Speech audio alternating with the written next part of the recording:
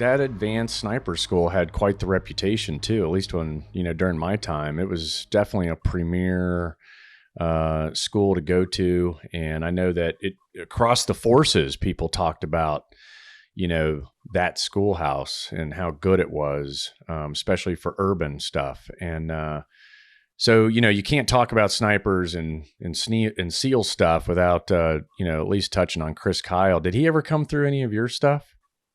Yeah, actually, we put him through when I was actually at TRADET. So as you know, TRADET, you go through the basic course, the course out here, but then as you're deploying, they do refresh cycles and stuff like that. So I put him through some refresh stuff, and I actually put him through some refresh stuff, and I actually built him a clone of the Mark 13s back out there in Coronado. I had a little mill and lathe in my garage and work on stuff, and I actually ended up building him a Mark 13 clone, identical to the team guy. So that I think I just say, hey, I don't need to know anything about it, but the way I understood it later, I think that I think he took that. He took that with him, so he could, do some good work with it and hang on to it. So that doesn't surprise me. I was at 3 with Chris when he was a new guy, and then he was in my sister platoon. I mean, get this, man. Like him and a couple other guys, I used to always just have to remind them once I was in a leadership position, like, okay, your first platoon is going to war. Your first platoon, okay? And this is when I was on my 3rd platoon. And I had to remind these kids, like, how fucking great you've got it. Your first deployment was either to Afghanistan or Iraq if you're at SEAL Team 3. I mean, it was such a good deal, and I think they got spoiled by it, right? And then as things started to slow down, then they're like, "What the fuck? How come we're just sitting around? How come we're not getting to go out and shoot people anymore?" It's like, wait a minute, yeah. That's exactly how it is most of the time. You're lucky if you're getting to pull the trigger. Yeah, they just had good timing on a lot of that stuff. Oh yeah, yeah. And then Chris, we stayed in touch. I remember towards the end, even after he was out, he called me, and I was still in, and he was like, "Isn't there like some kind of top secret just sniper cell that you can hook me up with?" I was like, "Yeah, I think you'd have to come in. I think you'd have to come back in the Navy, buddy, if you want that." But yeah, he was a diehard sniper all the way to the end. Good dude. Oh yeah, good corn-fed Texas kid. I guess what I'm thinking too is where, and you've seen it overseas, where you start shooting at guys with suppressed weapons. They don't know to jump on the wrong sides of the vehicles and stuff, and you can start shooting them. So that's what I mean. So yeah, basically drop, make a smaller target, then try to figure out which directions come from. So there you go. I know. Yeah, I know where you're coming from, and I think it's important when most people don't know.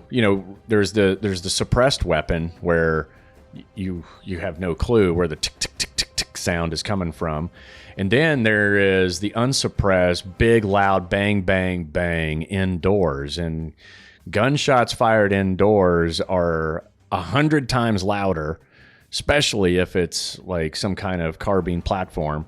And then on top of that, it's omnidirectional. So, I mean, getting down and getting out of the line of fire wherever it is the first thing. And then going, okay, now where the hell is that coming from? While you're also looking for cover. That's always a good idea. Absolutely. And one weird thing about the suppressed weapons that you're talking about is a lot of people think like the super suppressed, like subsonic suppressed, is a good thing. But even though the weapon's making a small amount of noise, it's the only noise being made. Whereas when you hear a sonic crack from a gun that's suppressed, it actually is more confusing from where the shot's actually coming from, because the sonic crack is localized to you, but it's basically overbearing the actual sound of the weapon and mutes it. So it's even more confusing. Yeah, that's just good science right there. Okay, so, once again, freezing up is never a good thing, right? But you get low, get to the ground, find cover, and then start assessing, like, where the hell is this guy? Where are these shots coming from? So you stay low and you get moving. Next, do you A, get behind a large rack of potato chips in order to hide from the shooter, or B, stay low and zigzag over to one of those freestanding meat coolers? Oh, I'd definitely go for the meat cooler. Yeah.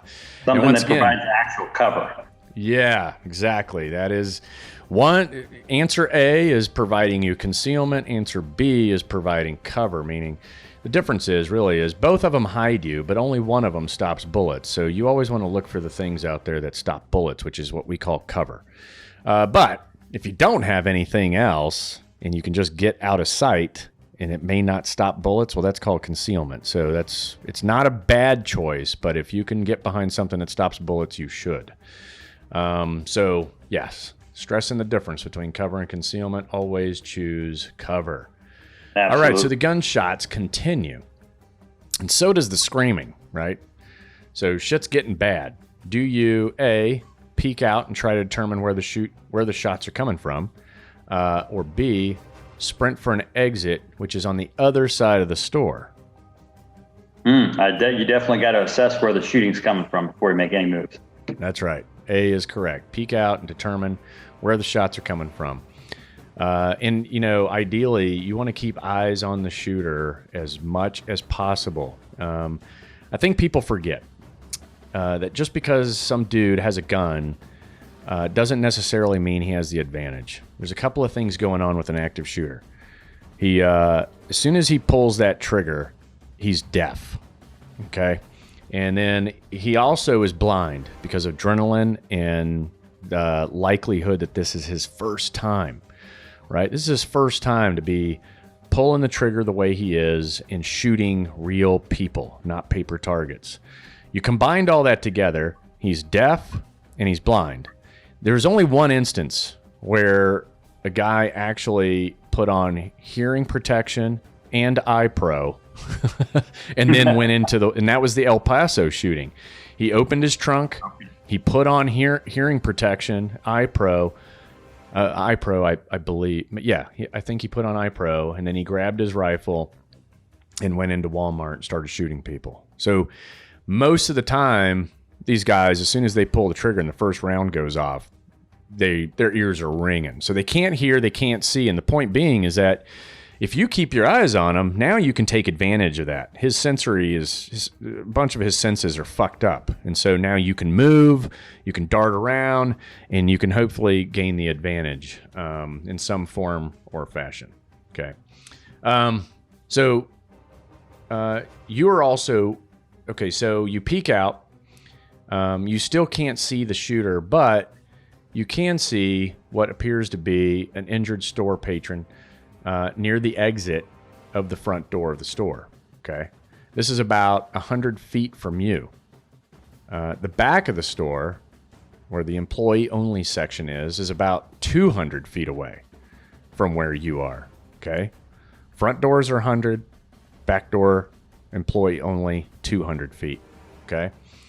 And so you are also right next to the bakery area of the grocery store. So do you A, sprint towards the store exit, or stay low and sneak into the bakery area and stock up on whatever improvised weapons that you may find? Oh, I'd definitely go for the weapons. Yeah, me too. Definitely. I don't know. Bakery, though. Bakery. What's a good weapon we could find in the bakery? I wish it was the butcher. The butcher would be good. Yeah, okay. So with no eyes on the shooter, sprinting towards the exit could be risky. And with injured patrons at the front, obviously the shooter is already taking out people who are fleeing. Okay. So, but you may find some useful weapons behind the baker's counter. So you sneak behind the baker's counter and you grab a rolling pin. Okay, now you are armed with a rolling pin and a cast iron skillet. Okay, these are your weapons, Monty. All right. All right, so now that you've got some weapons, next, do you A, make your way to the front exit, which is 100 feet away, or B, make your way to the rear, which is about 200 feet away? You're listening to Can You Survive This Podcast? Thanks for tuning in. Please make sure to subscribe, rate, and share on the iHeartRadio app, Apple Podcasts, or wherever you get your favorite shows.